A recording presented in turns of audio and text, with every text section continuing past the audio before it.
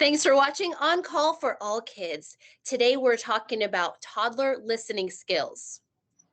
Our top takeaways today are why it may feel as though your toddler is not listening, what type of listening skills you should expect from a 2 or 3-year-old, and the key to getting your toddler to comply.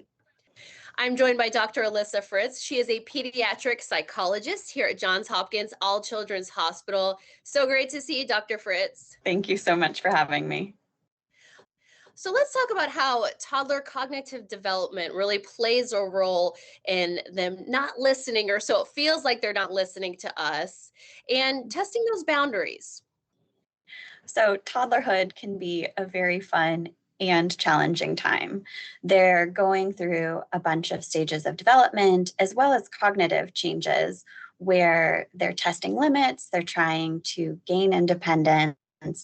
And a lot of times, what that looks like to parents and teachers is limit testing, tantrums, and trying to really control that situation.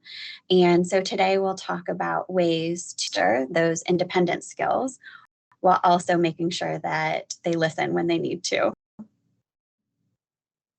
Well, what should we as parents, if we have a toddler with us, how should we be expecting them to behave at this time? How much can we be expecting them to do, such as commands and requests? So for kids between 2 or 3, they should be able to follow that one-step command. So something to consider is their language development. And as long as they're able to understand at about a 2-year-old level, they should be able to understand those one-step commands.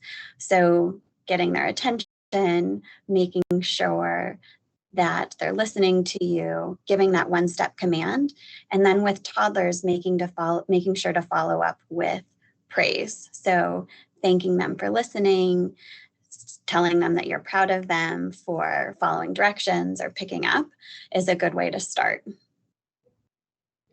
And what are the keys to success in getting your toddler to comply? So there are a few in mind when you know that you have to give a command to a toddler.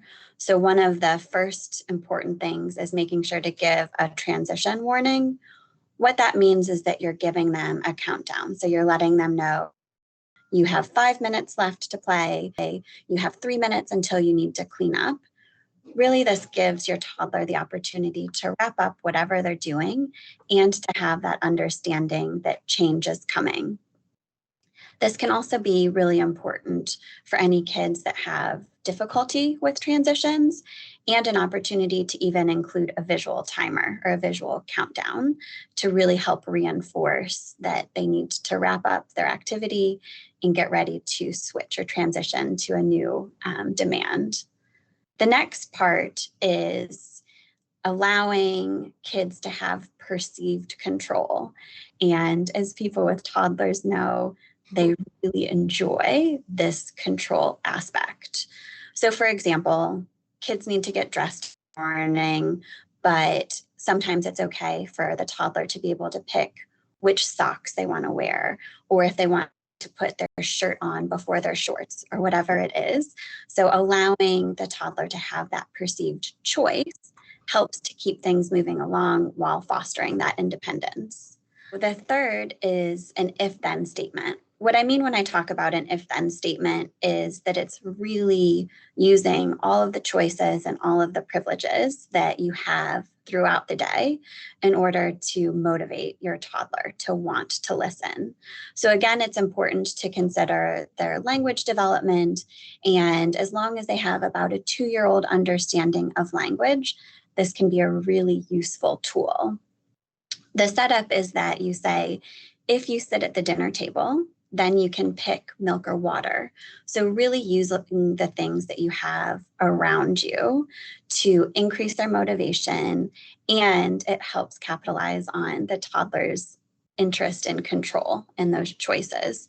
So being able to choose what they want to drink can be a real privilege. The nice thing that it means that you don't have to say, if you do this, then I'll buy you a toy. It can really just be, if you do this, then I'll keep playing with you. Or if you do this, then you can pick the music that we listen to in the car. If you get into the bathtub, then you can choose an extra toy to play with. If you put your pajamas on, then I'll let you pick an extra book to read. So just thinking about all of the really incredible choices that they have throughout the day and using them to your advantage can be very helpful. Can you give an example of how to appropriately use an if then statement with a toddler? Absolutely. So those if thens really capitalize on existing choices and privileges and making access to those privileges motivating for toddlers. So the important piece is being consistent. So as parents, that follow through is really important. Using the if then, for example, saying, if you clean up the Legos, then you can pick the show that we're going to watch. Once the toddler follows through, really making sure that you praise that compliance so that they get that understanding that you're noticing and you're watching them for listening. So you mentioned praise. What is the best way to praise our toddlers? So for toddlers, as specific as you can be with the praise is really important. It's very nice to hear good job, but toddlers struggle to understand good job doing what. So for you to be able to say, good job putting the Legos away, good job listening to me, thank you so much for following directions the first time that I asked. The more specific you are, the faster your toddler learns what you like. And that positive attention is really their paycheck. They're motivated to work really hard to get that positive attention. A consideration when you're giving praise is to make sure that there's no spoilers at the end. So, for example, thank you so much for listening. Why can't you do this every time? Because that really takes away all of the hard work that you've put in before. So, being able to end that praise and saying, thank you so much for listening. So, really just ending it on a positive note with your toddler. Well, thank you so much for joining us today, Dr. Fritz. We really appreciate it. Thank you so much for having me. This has been very fun.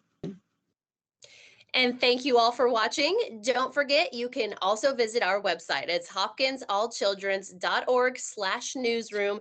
There you'll find a lot of other topics in pediatric healthcare and other great resources for your family. We'll see you next week.